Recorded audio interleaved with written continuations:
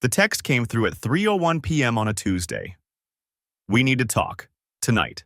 It's important. My wife Amanda never texted me during work hours. In 12 years of marriage, she'd respected that boundary religiously. I stared at my phone screen, watching those three dots appear and disappear twice before she sent nothing else. Something cold settled in my stomach. I was supposed to be reviewing quarterly projections for our Seattle tech firm, but instead found myself replaying the last few weeks in my head. Amanda had been distant, sure. She'd started going to book club on Thursday nights. She'd changed her phone password. She'd bought new underwear, expensive stuff I'd never seen her wear. Classic signs, the kind you see in movies and laugh at because they're so obvious. The kind you never think will happen to you. Everything okay, boss? My assistant Tyler poked his head into my office. You look like you've seen a ghost. Fine, I lied. Just family stuff. The rest of the workday crawled by like broken glass under my skin. I kept checking my phone. No new messages. I tried calling Amanda twice. Both went straight to voicemail. At 5:30, I drove home to our house in Bellevue, the one we'd saved for years to afford.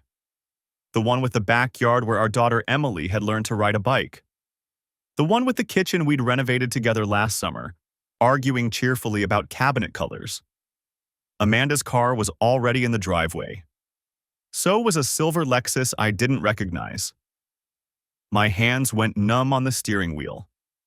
I sat there for a full minute, watching the house. Our daughter was at soccer practice.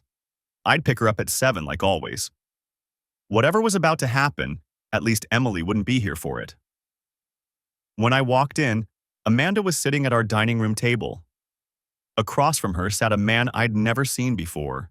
Mid-40s, expensive suit. The kind of guy who probably used the word leverage in casual conversation. Kevin, Amanda said. Her voice was steady, but her hands were shaking. This is Derek Paulson. He's an attorney. I stood in the doorway of my own home, briefcase still in hand, and felt the floor tilt beneath me. An attorney, I repeated. Family law, Derek said, extending his hand like we were at a networking event. I didn't shake it. Amanda stood up. Kevin, please sit down. I'd rather stand. She flinched. Good. She should flinch. I've been seeing someone, she said. The words came out rehearsed, like she'd practiced them in the mirror. For 6 months. His name is Brandon Walsh. He's a partner at the firm where I work. 6 months. Half a year of lies. Half a year of kissing me goodbye in the morning and coming home to family dinners and making love with the lights off while she was thinking about someone else. You brought your lawyer to tell me this? My voice sounded distant, like it belonged to someone else. Brandon and I are serious, Amanda continued. We want to be together. I've already moved some of my things to his condo. I'm filing for divorce, and Derek is here to make sure we handle this civilly. For Emily's sake. For Emily's sake. She was using our daughter as a shield. Derek cleared his throat. Mr. Patterson, I understand this is difficult, but Amanda wanted to be upfront about the situation. We're prepared to offer a very fair settlement. Joint custody, naturally. The house would need to be sold, assets divided. Get out, I said. Kevin, Amanda started. Not you, him. I pointed at Derek. You brought a lawyer into our home to ambush me. You've been screwing your boss for 6 months. You've already moved out. But you're going to send your hired gun home, and you're going to explain to me face to face how you justify destroying our family. Derek stood. I don't think that's advisable. I don't care what you think is advisable. This is my house. My name is on the deed. Get out before I call the police and tell them there's a trespasser refusing to leave. Amanda touched Derek's arm. It's okay. Give us an hour.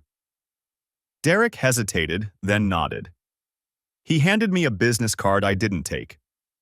It fluttered to the floor between us. My contact information, when you're ready to discuss this rationally. The door clicked shut behind him. Amanda and I stood in our dining room, The same room where we'd hosted Thanksgiving last month. Where Emily had blown out 9 candles on her birthday cake in July. Where we'd assembled a 1,000-piece puzzle during the pandemic lockdown, laughing when we realized 3 pieces were missing. "How long have you been planning this?" I asked. "Kevin, how long have you been planning to blow up our marriage? When did you decide? Before or after you started sleeping with him?" She wrapped her arms around herself. "It just happened. Brandon and I were working late on the Jacobson merger, and we connected. He understands me in ways you haven't in years." "I haven't understood you?" The laugh that came out of me was bitter.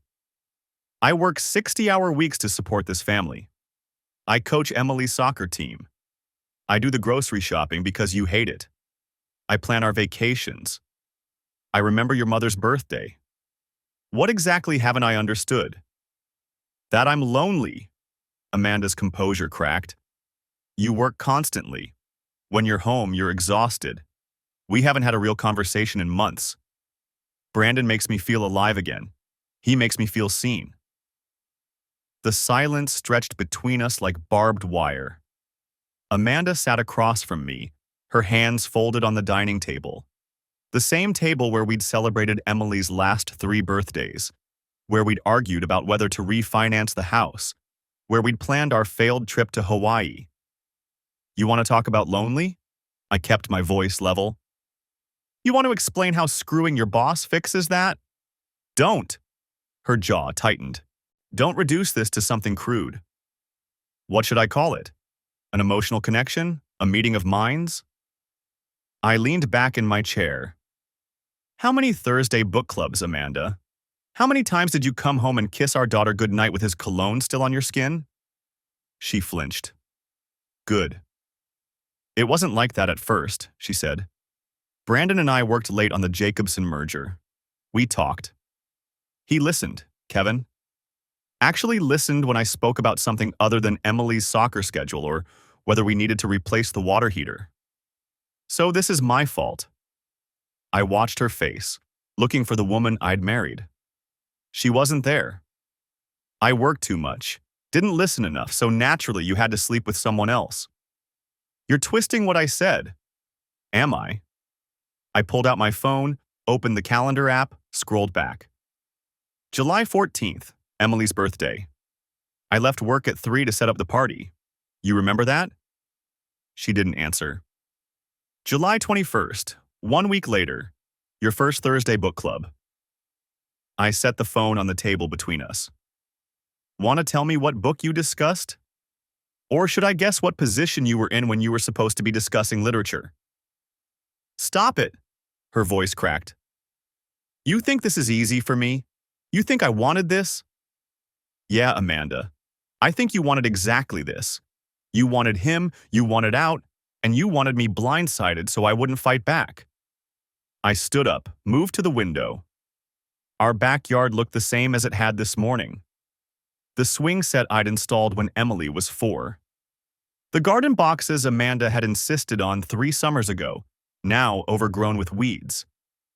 You brought a lawyer to our house, to the home we bought together. You had your exit strategy planned down to the last detail. Derek was here to make this easier. Easier for you. I turned back to face her. Not for Emily, not for me. For you and Brandon. She stood too, her chair scraping against the hardwood. You don't get to make me the villain here. You checked out of this marriage 2 years ago. When was the last time we had a real conversation? When was the last time you asked about my day and actually cared about the answer? When was the last time you came to me and said we had a problem? I crossed my arms. When was the last time you suggested counseling or a date night or anything besides sneaking around behind my back? I tried. Her voice rose. I tried for months. You were always too tired, too busy, too focused on the next project. Do you know what it's like to feel invisible in your own marriage? Do you know what it's like to find out your wife's been living a double life for half a year? I moved closer, watched her take an involuntary step back. You want to talk about invisible? You erased me, Amanda. You decided I wasn't worth the effort of an honest conversation, so you replaced me. And you did it while I was working 60-hour weeks to pay for this house, Emily's private school, your car. That's not fair. None of this is fair. I grabbed the back of my chair, gripped it hard enough that my knuckles went white. You know what I did last Thursday?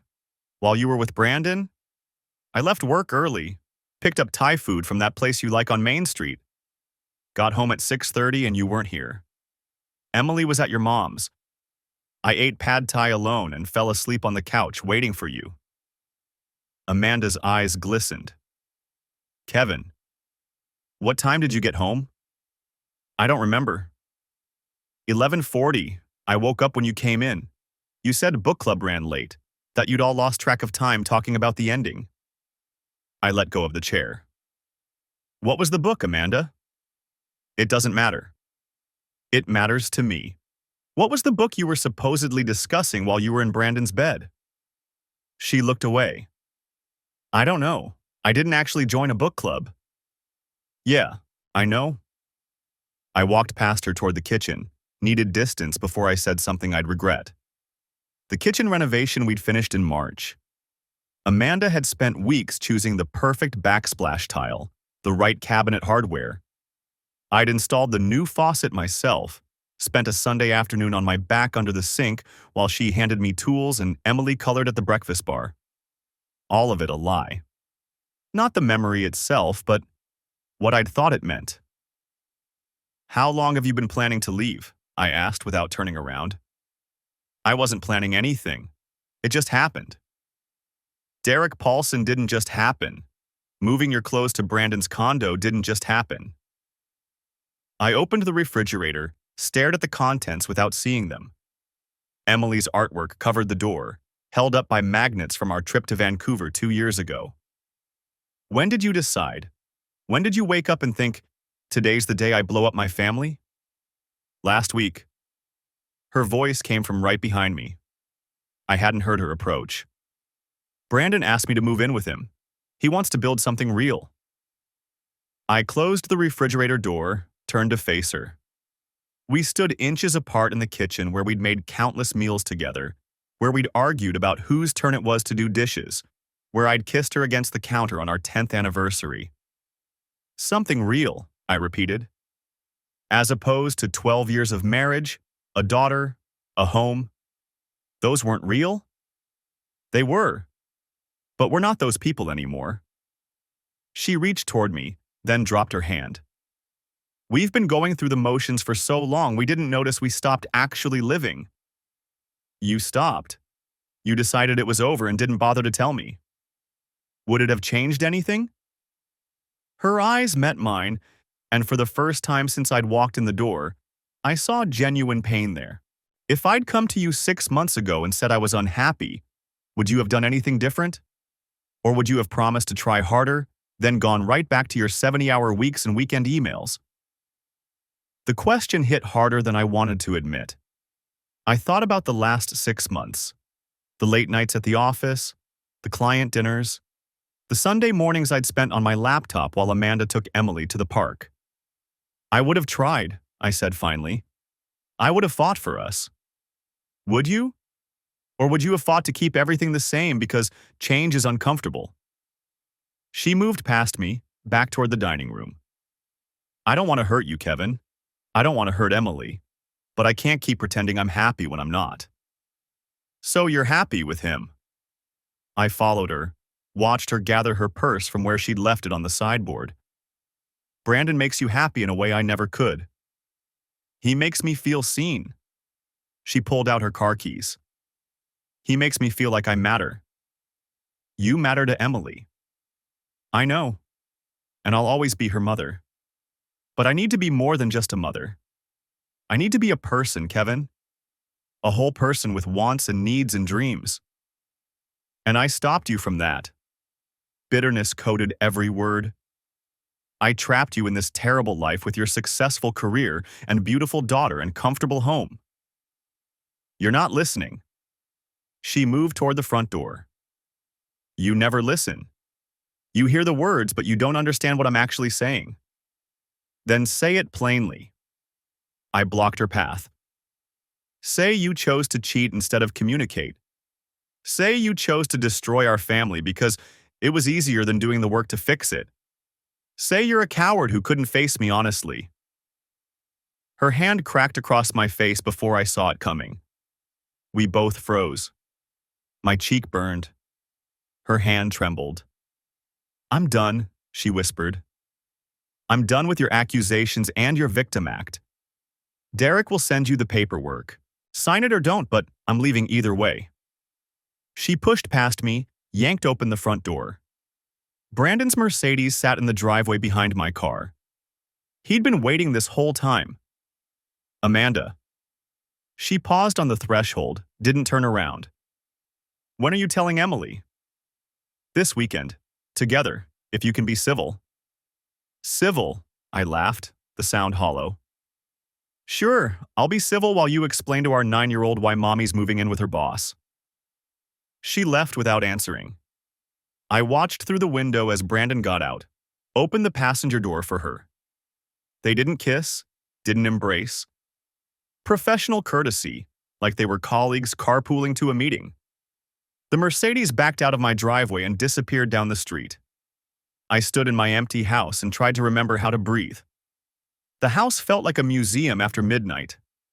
Every object exactly where it had always been, but the context had shifted, turned them all into artifacts of something dead. I sat at the dining room table until the wood grain started swimming in my vision, then moved to the couch. Then back to the table. Couldn't settle anywhere. Emily's soccer practice ended at 8. Amanda's mother had picked her up, was keeping her overnight. Just for tonight, Amanda had said before she left, like that made it temporary, like everything wasn't already permanent. I pulled out my laptop around 2 in the morning, searched Divorce Attorney Bellevue, and stared at the screen until the words stopped making sense. Closed it. Opened my phone instead. The text thread with Amanda went back years. Thousands of messages. I scrolled up, watching our marriage play out in reverse. Last week's grocery list. Last month's coordination about Emily's parent-teacher conference. Her birthday in July. I'd sent her a photo of Emily holding the cake we'd made together, 9 candles blazing. I stopped scrolling at Thanksgiving. A photo she'd sent from her firm's potluck. Brandon Walsh was in the background, barely visible. 6 months ago, she'd said. I counted backward from December. June. The photo was from late November. She'd already been sleeping with him when she sent me that picture. I set the phone down before I could throw it. Friday morning came without me sleeping. I called in sick to work for the first time in 3 years, then sat in the kitchen drinking coffee until my hands shook from something other than exhaustion. The lawyer's business card was still on the table. Derek Paulson. I picked it up, put it down, picked it up again. My phone rang at 9:15. Amanda. I let it go to voicemail. She called back immediately. What? I didn't recognize my own voice. We need to talk about Emily. Professional? Careful. Like I was a client she was managing. You mean the daughter you were planning to ambush this weekend? Silence. Then, I think we should tell her together. At the house. Tomorrow afternoon. You think? Kevin, you bring him anywhere near my daughter and we're done talking civilly. He's going to be part of her life. Defensive now. She'll need to meet him eventually. Eventually isn't tomorrow. I was standing without remembering getting up. You want to blow up her world, fine. But you do it without your boyfriend playing stepfather in the background. He's not. She stopped. Started again. Fine, just us. 2 o'clock? She comes home tonight. My mother. Your mother can bring her home by 6 or I'm coming to get her myself. Another pause. Okay. She hung up without saying goodbye. Emily came through the door at 5:47, dragging her soccer bag and talking before she'd cleared the threshold. Grandma says we're getting pizza, but I told her you probably already made dinner because it's Friday and you always… She stopped. looked at me. Dad?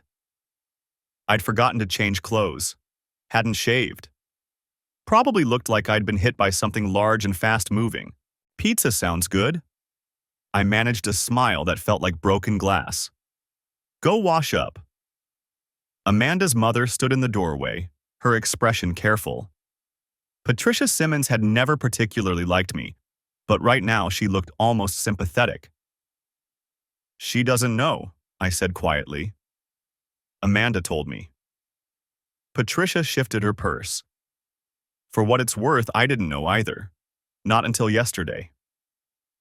I nodded. Couldn't think of anything to say that wouldn't sound like I was asking her to choose sides.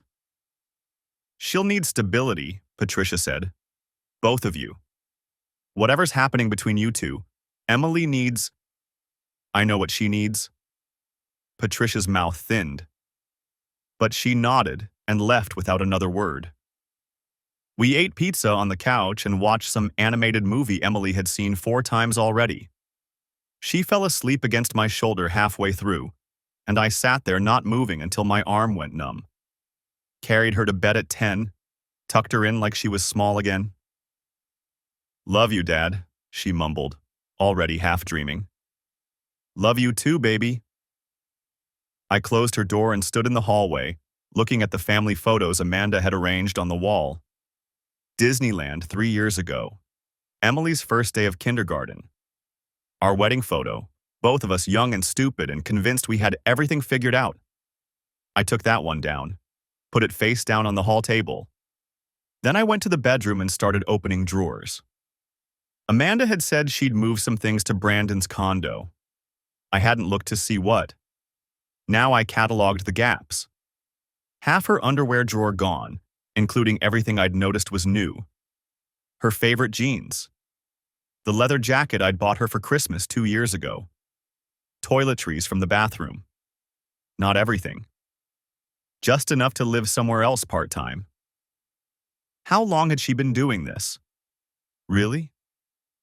The closet still smelled like her perfume. I grabbed an armful of her clothes, hangers and all, and dumped them on the bed. Then another armful. Then I stopped, breathing hard, staring at the pile. Emily was down the hall. I couldn't do this now. I shoved everything back into the closet and closed the door. Saturday morning I made pancakes. Emily sat at the kitchen counter, swinging her legs and talking about soccer practice, about her friend Zoe's birthday party next weekend, about the science project she had due on Monday. Normal things, regular life, still happening while everything underneath it collapsed. Is Mom coming home soon? She drowned her pancakes in syrup. Grandma said she had to work late, but that was yesterday. She'll be here this afternoon. I flipped another pancake I didn't want. We need to talk to you about something. Emily looked up. Am I in trouble? No, nothing like that. Then what? This afternoon, I repeated. When Mom gets here. She studied me with an expression too old for 9 years. You look sad. I'm okay. You're lying. Matter of fact. You do this thing with your mouth when you lie. It gets all tight. I touched my jaw.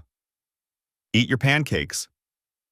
She did, but she kept watching me with that too knowing expression, and I wondered how much she'd already figured out on her own. Amanda arrived at 1:55. I watched from the window as she sat in her car for 3 minutes, checking her makeup in the mirror. Rehearsing, probably. Getting her story straight. She came to the door instead of using her key. I let her stand there for a few seconds before I opened it. Hi. She looked past me. Is Emily? Living room. I stepped back. Let's get this over with. We sat on opposite ends of the couch.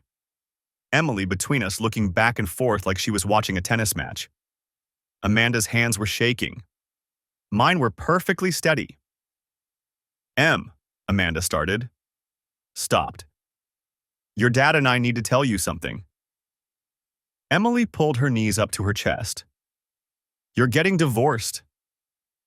The silence that followed could have shattered windows. How? Amanda's voice cracked. How did you know? Zoe's parents got divorced last year. Emily's voice was small. She said they did the same thing, both of them sitting her down all serious and sad, and Dad's been sleeping on the couch. I heard him. I'd thought I'd been quiet. We're sorry, Amanda said. We wanted to tell you the right way.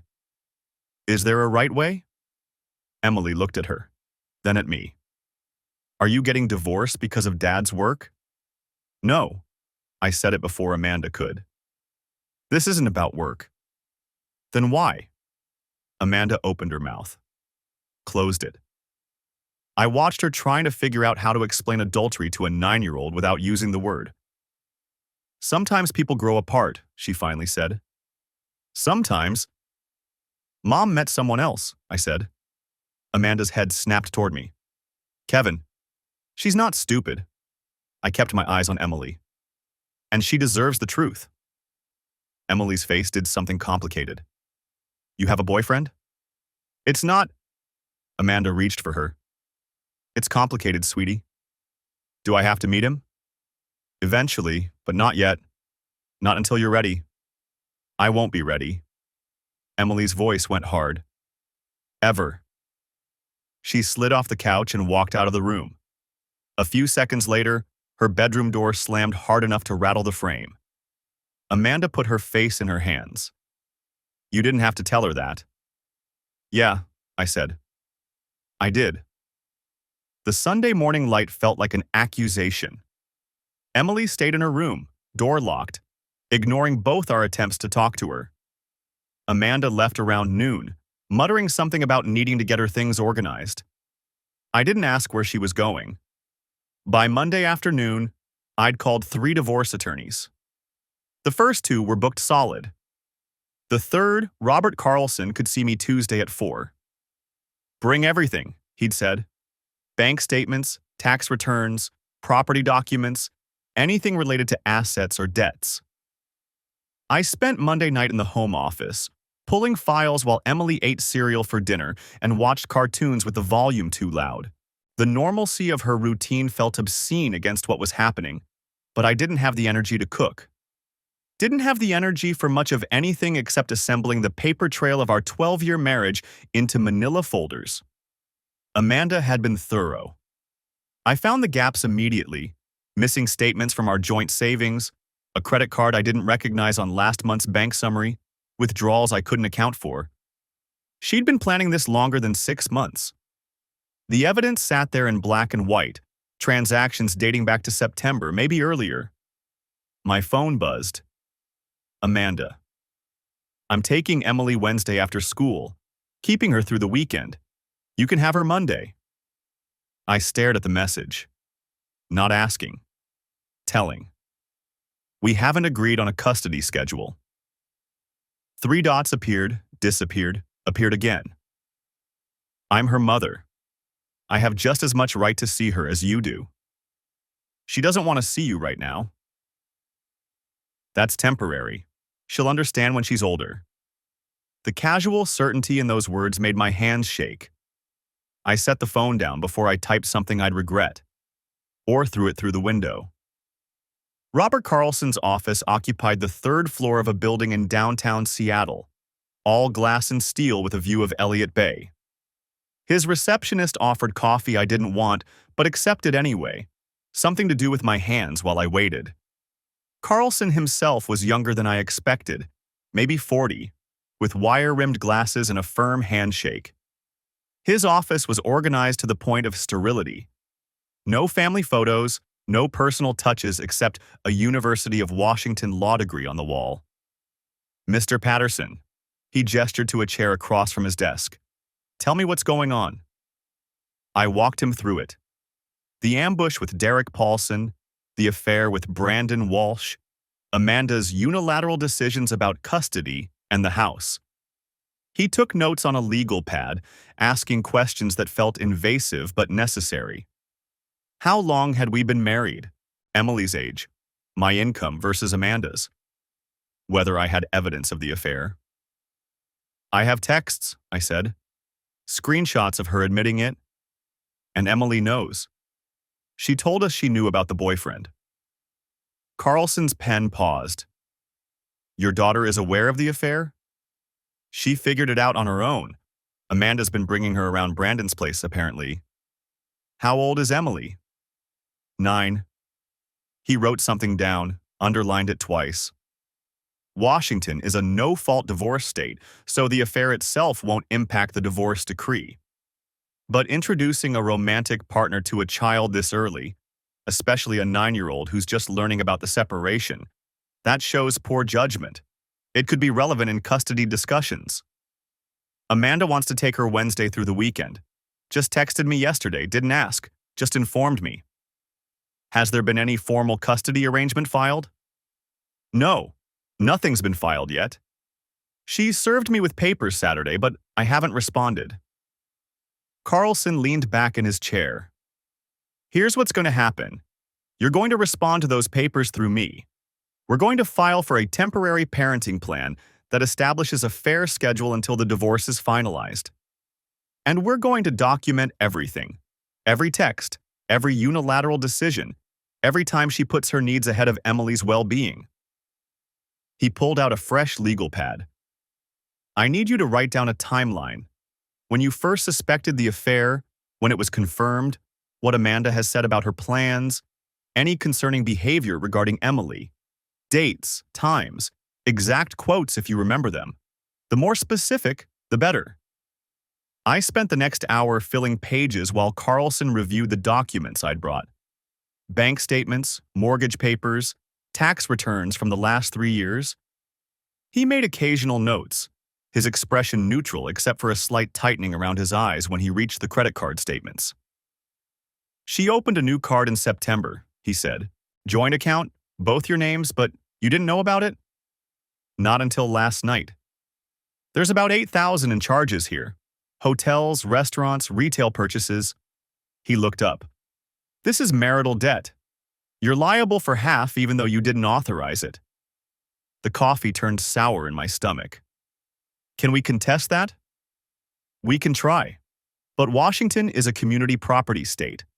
Assets and debts acquired during marriage get split 50-50, unless we can prove separate property or financial misconduct rising to the level of waste.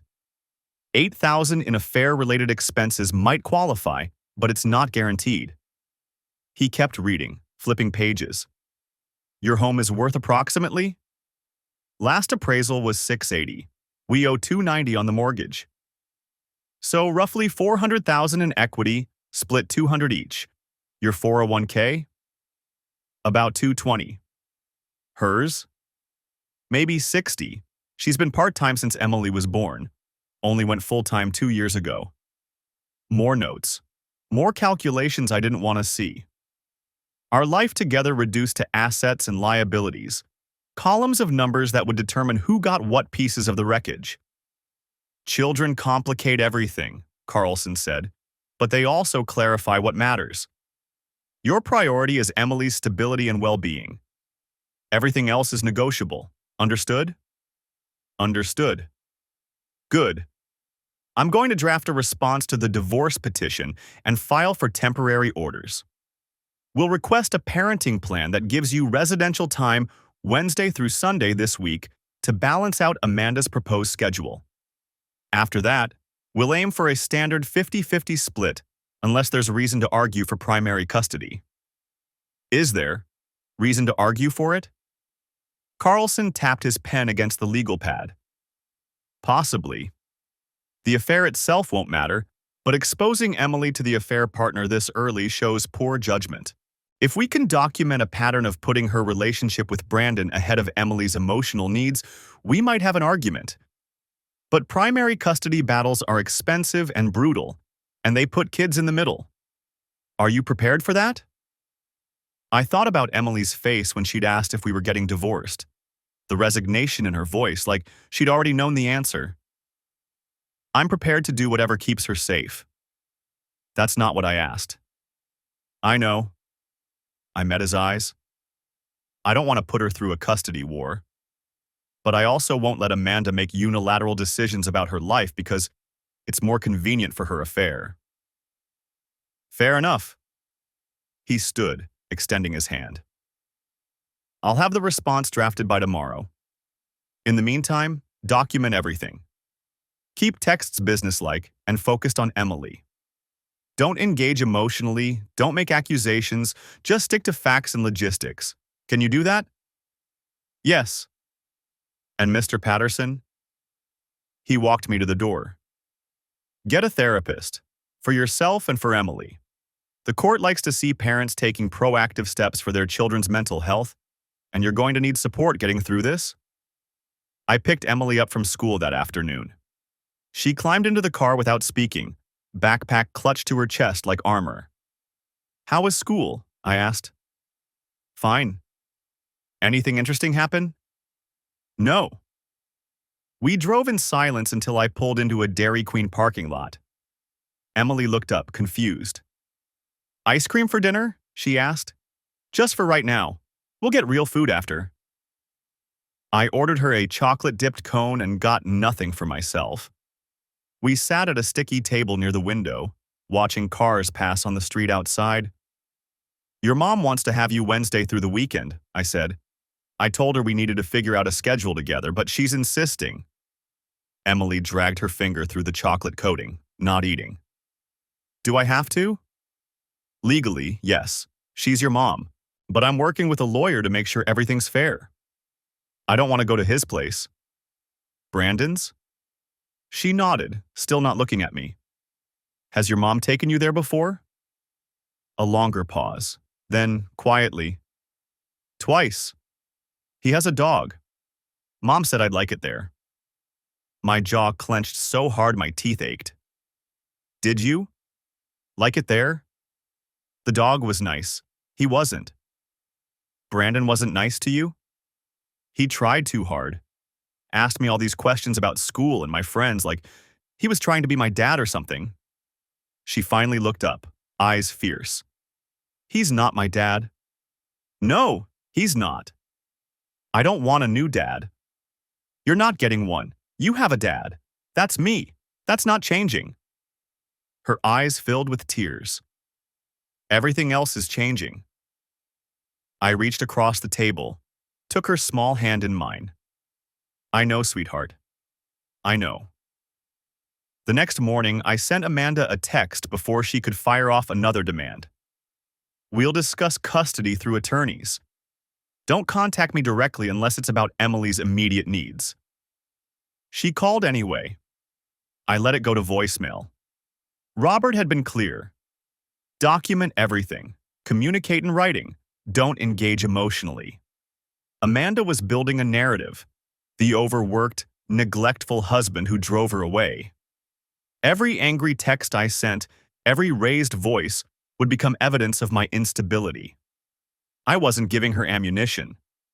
Emily came downstairs at 7:30, already dressed for school in jeans and her favorite purple sweater. She'd been quieter since the revelation about Brandon's condo, retreating into herself in a way that made my chest ache. Pancakes, I offered. Not hungry. You need to eat something. She pulled a granola bar from the pantry without looking at me. This is fine. I watched her tear open the wrapper with more force than necessary. 9 years old and already learning that the adults in her life would disappoint her. That the safe, predictable world she'd known was built on sand. Mom texted me last night, she said quietly. My hand tightened around my coffee mug. What did she say? That she wants me to come to Brandon's place this weekend. That it'll be fun. Emily's voice was flat, emotionless. She sent pictures of the guest room. It has purple walls. Of course, Amanda was trying to make an end run around the attorneys, using Emily as the go-between, trying to establish a pattern before custody was formalized. What did you tell her? Nothing. Emily took a small bite of the granola bar, chewing mechanically. I don't want to go there, Dad. I know, sweetheart.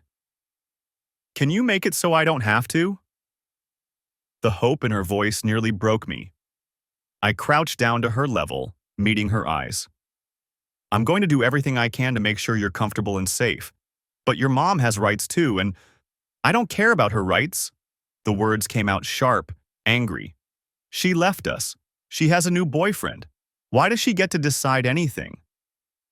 Because the law didn't care about betrayal or broken promises. Because Washington state presumed that children needed both parents, even when one of those parents had blown up their family for a colleague with a downtown condo. It's complicated, I said, hating how inadequate it sounded. That's what adults say when they don't want to tell the truth. She wasn't wrong. I drove Emily to school, watching her disappear through the double doors without looking back. Then I sat in the parking lot for 10 minutes, staring at my phone. Amanda had sent 3 more texts. We need to talk about Christmas. Emily needs consistency.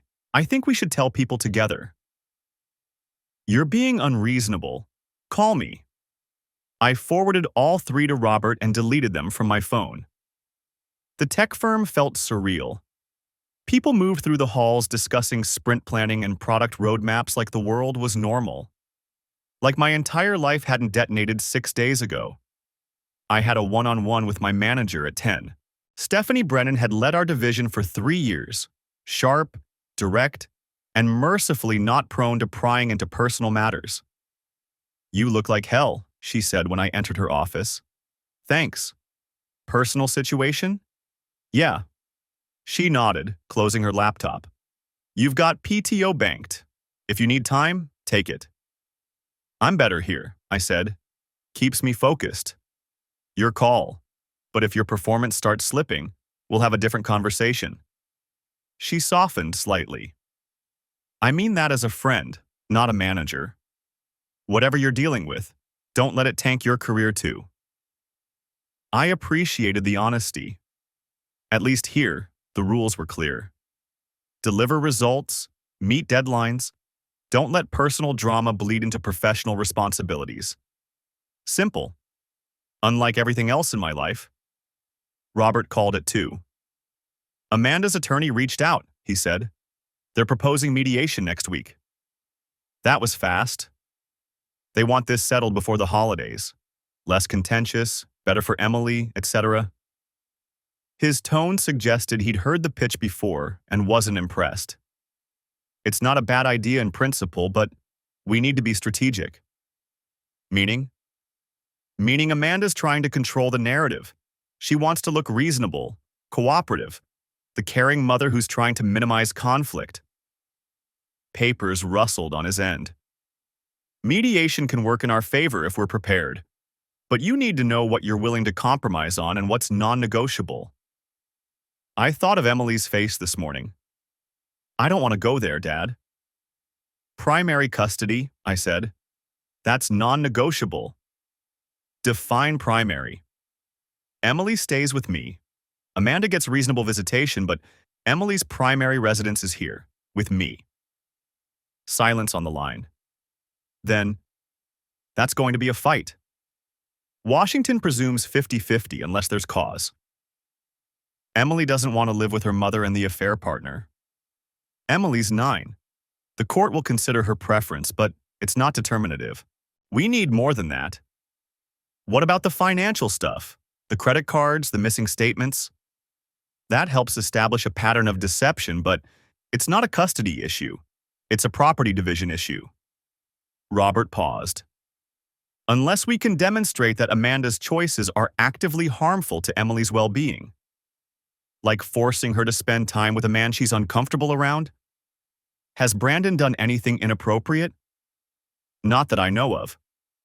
Then we're arguing that Amanda's judgment is impaired, which is subjective.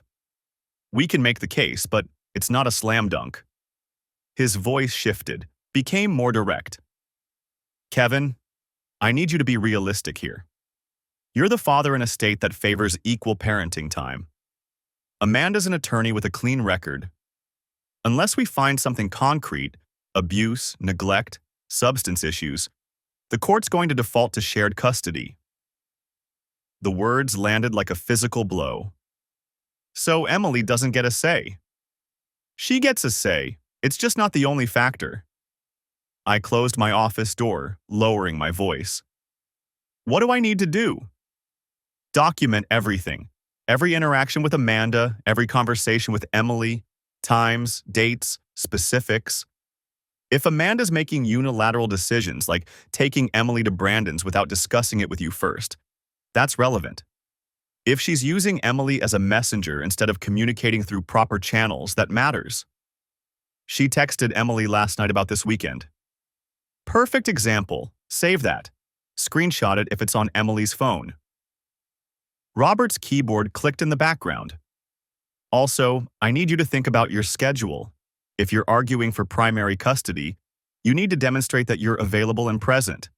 The court's going to ask how you plan to manage Emily's care while working full-time. I've always managed. Amanda's going to argue you were absent, too focused on work, that she was the primary caregiver.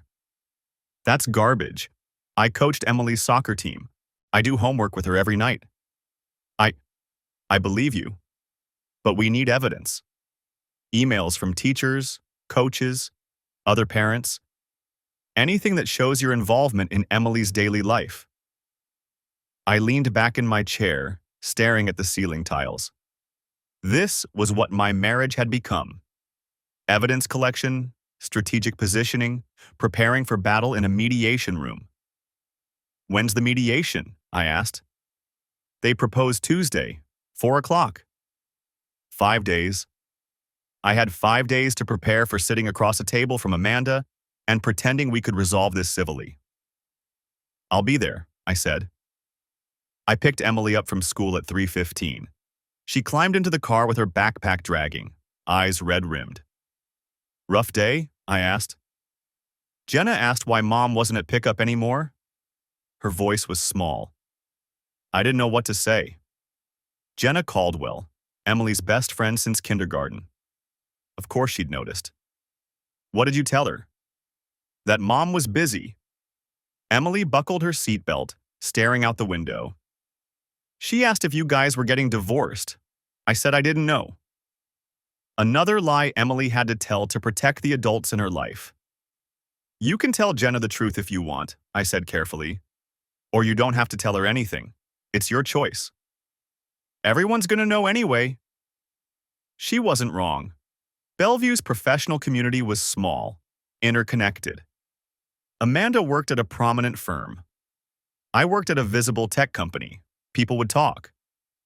Probably, I admitted. But that doesn't mean you have to explain anything before you're ready.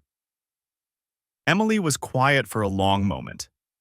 Then, Mom called me during lunch. My hands tightened on the steering wheel. From her cell? Yeah.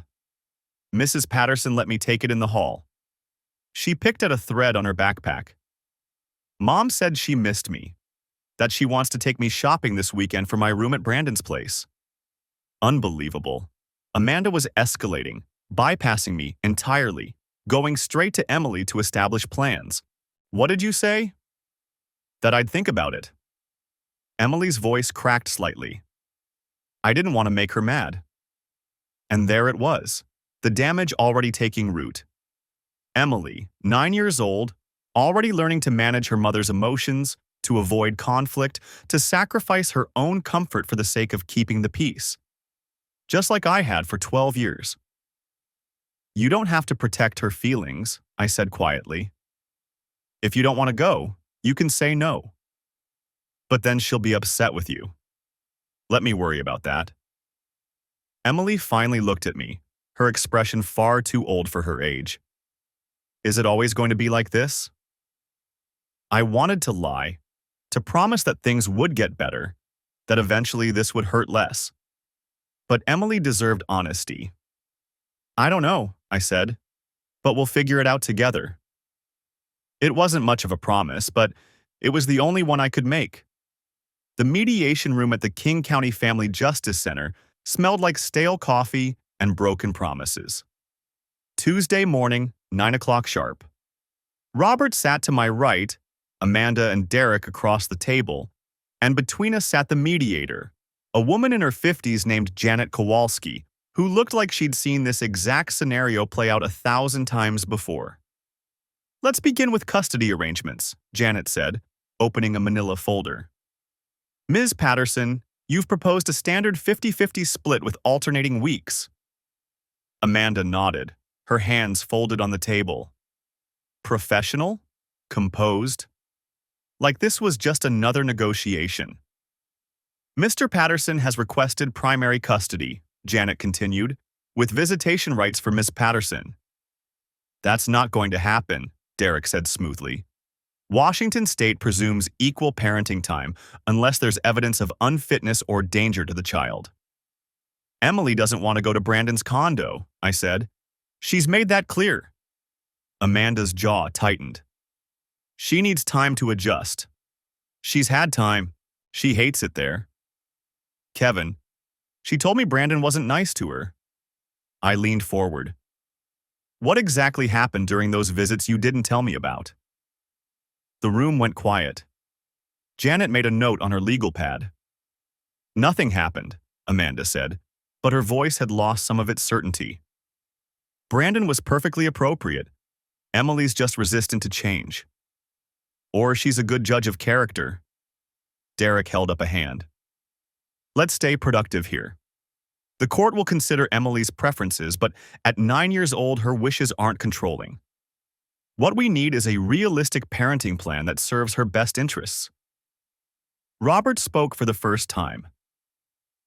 My client is willing to consider shared custody on one condition: no overnight stays at Mr. Walsh's residence until Emily explicitly agrees to them. That's unreasonable, Derek said immediately. It's what Emily wants, Robert replied. Unless Ms. Patterson plans to argue that her daughter's clearly expressed preferences should be completely ignored. Amanda looked at Derek, who gave a slight shake of his head. We can discuss modified introduction schedules, he said carefully. Perhaps daytime visits initially, building toward overnights. No visits at Brandon's place at all, I said. If Amanda wants her parenting time, she can find her own apartment. I have my own place, Amanda shot back. I'm living with Brandon temporarily while I look for something suitable. Temporarily? Like the affair was temporary? The words came out harder than I'd intended, but I didn't take them back. Janet intervened. Let's table the residence question for now and discuss the parenting schedule framework. Mr. Patterson, you work full-time at a tech firm, correct? Yes. Standard hours? Usually 9 to 6, sometimes later. And Ms. Patterson? I'm a partner at Whitfield and Associates, Amanda said. My hours vary, but I have flexibility. Emily's in 4th grade, Janet said, making notes. She needs before and after school care? She goes to the YMCA program until I pick her up at 5:30, I said. Has for 2 years. And summers? Day camp, same YMCA. Janet nodded. What I'm hearing is that both parents have work obligations that require childcare support. A 50-50 split would mean both of you arranging coverage during your parenting time. I can adjust my schedule, Amanda said quickly. I've already spoken to my firm about reducing my billable hour requirements. I almost laughed. You're going to cut back at work? You've been gunning for senior partner since Emily was born. People's priorities change. Yeah, they do. 6 months ago, apparently. Mr. Patterson, Janet said, her tone patient but firm. I understand emotions are running high, but we need to focus on practical arrangements. Robert touched my arm lightly. A warning. I sat back. Here's what I propose, Janet continued. We start with a 2-week rotation. Each parent gets Emily for 1 full week, exchange on Sunday evenings. During Ms. Patterson's weeks, Emily will stay at Ms. Patterson's residence, wherever that may be, with the understanding that introductions to new partners will follow a graduated schedule we'll outline separately. That's reasonable, Derek said. It wasn't reasonable. It was Emily spending half her life in limbo while Amanda played house with Brandon. But Robert had warned me this was coming. Washington courts loved their 50-50 splits. I wanted in writing that Emily doesn't have to call Brandon dad, or any variation, I said, and that Amanda can't make decisions about Emily meeting his family without my agreement. Amanda's eyes flashed. You can't control every interaction. Watch me. Mr. Patterson, Ms. Patterson, Janet said, we can include provisions about significant life decisions requiring mutual agreement. That's standard. But the day-to-day interactions during each parent's time are generally at that parent's discretion, within reason. Define reason, I said. No introduction of romantic partners to the child within the first 6 months of separation, Robert said. That's a common provision. Derek shook his head. Emily's already met Brandon. That ship has sailed. Because Amanda violated every co-parenting norm before we even started this process, I said. She doesn't get to benefit from her own bad behavior. The affair is not relevant to custody, Derek said. The hell it isn't. It shows judgment. Kevin, Robert's voice was quiet but sharp. Let me handle this. I forced myself to breathe. Across the table, Amanda was staring at her hands. For the first time since this started, she looked uncomfortable. What if we compromise? Robert said. No new overnight guests at either parent's residence during their parenting time for the next 6 months. After that, either parent may introduce new partners with 2 weeks written notice to the other parent. I'm already living with Brandon, Amanda said. Then find your own place, I said. Like you told Janet you were doing anyway. The silence stretched out.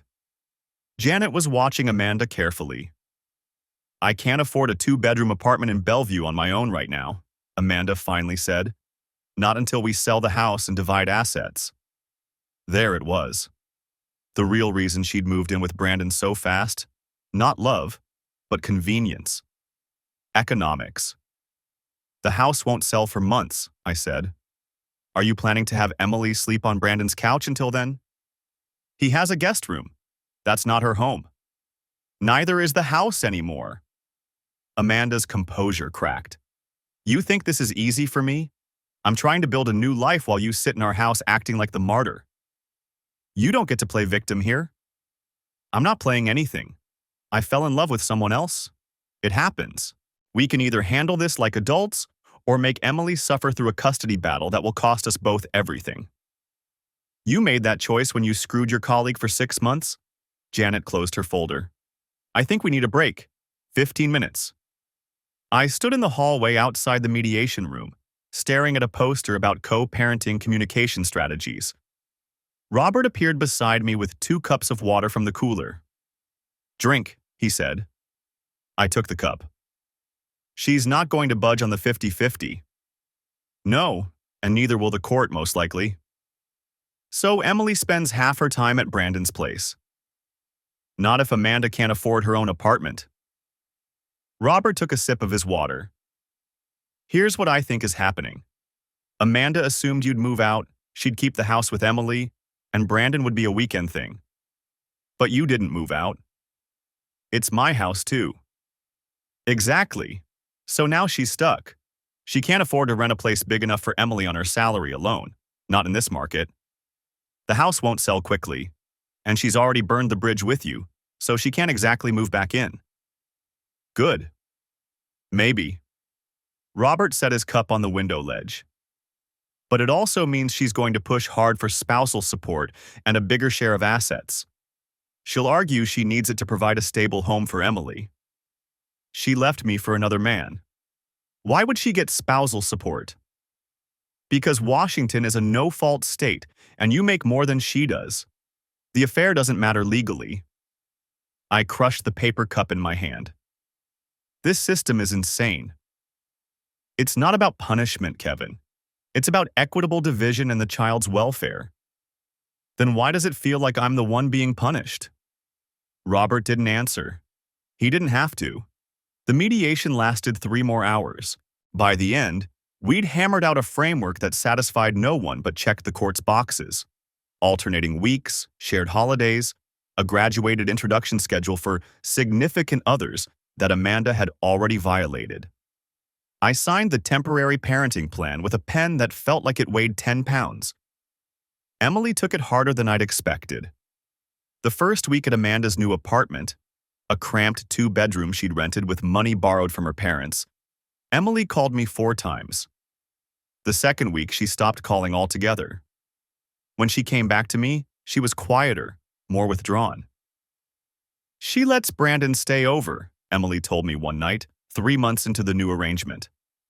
We were making spaghetti, her favorite. He pretends to leave, but his car's always there in the morning.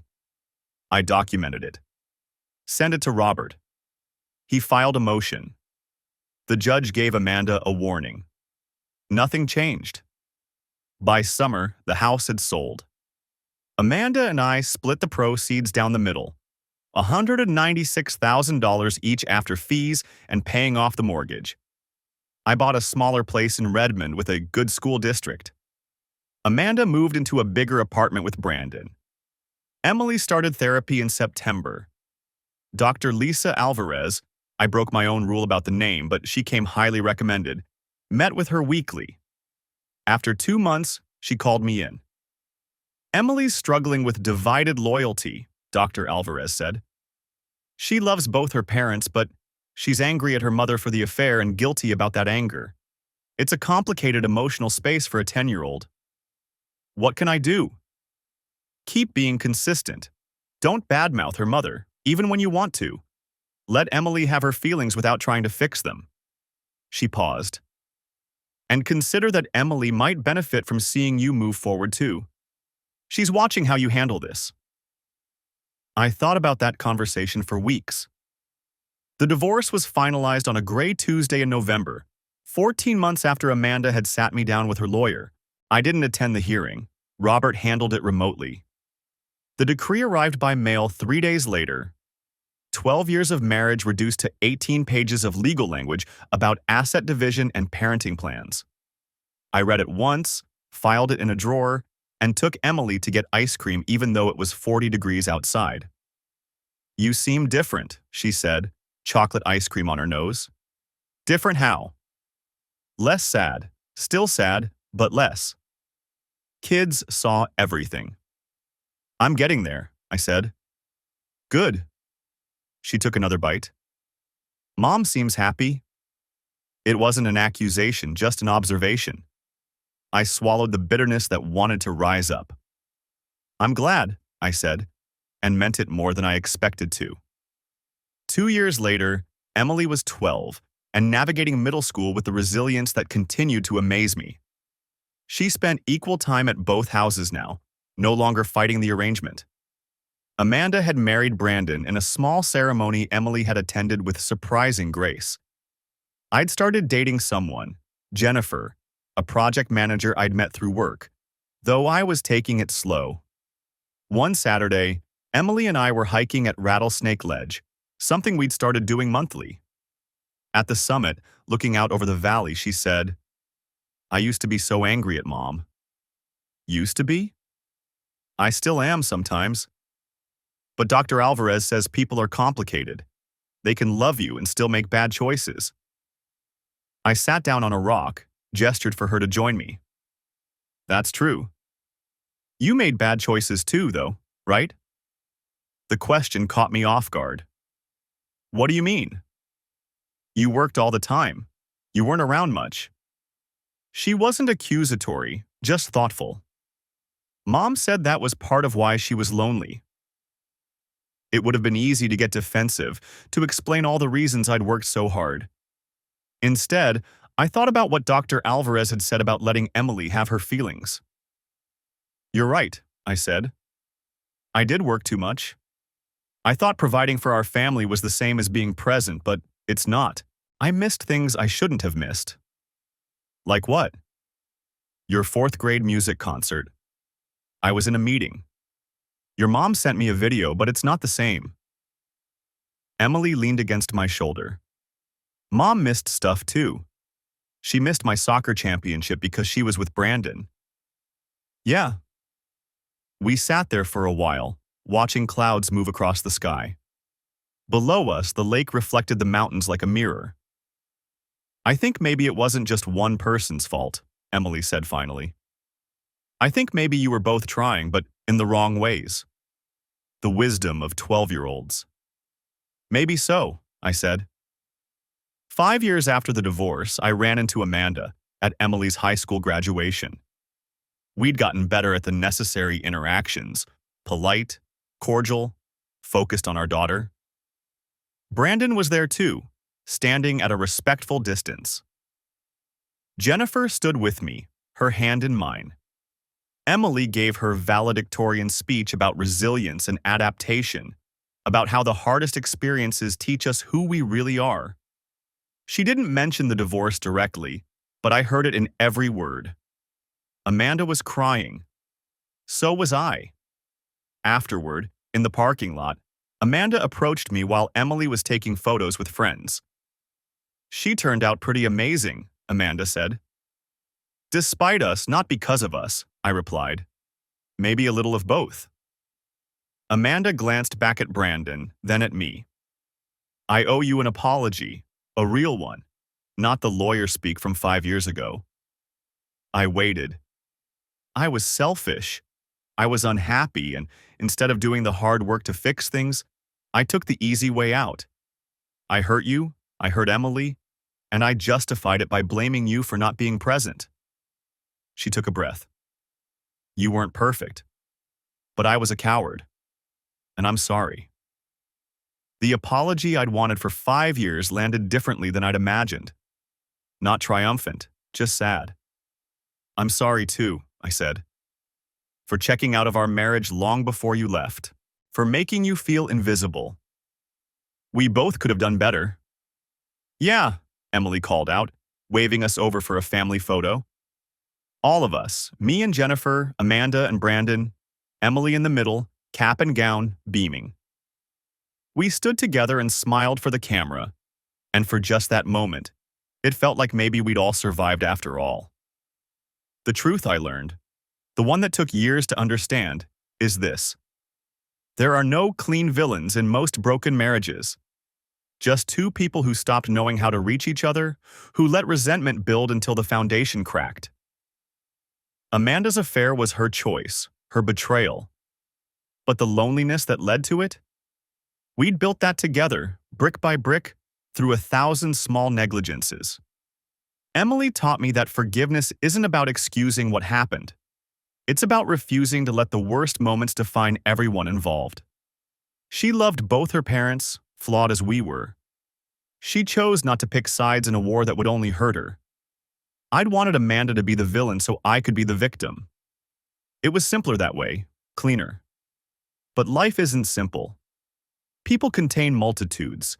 They can love you and betray you, hurt you and help you grow, be both the source of your pain and the catalyst for your healing. The divorce didn't ruin my life. It ended one chapter and forced me to write a better one. I became more present, more intentional. I learned that being a good father meant more than providing. It meant showing up, listening, being vulnerable enough to admit my mistakes. Amanda found happiness with Brandon. I found it with Jennifer. Emily found it in herself. And maybe that's the only resolution that matters.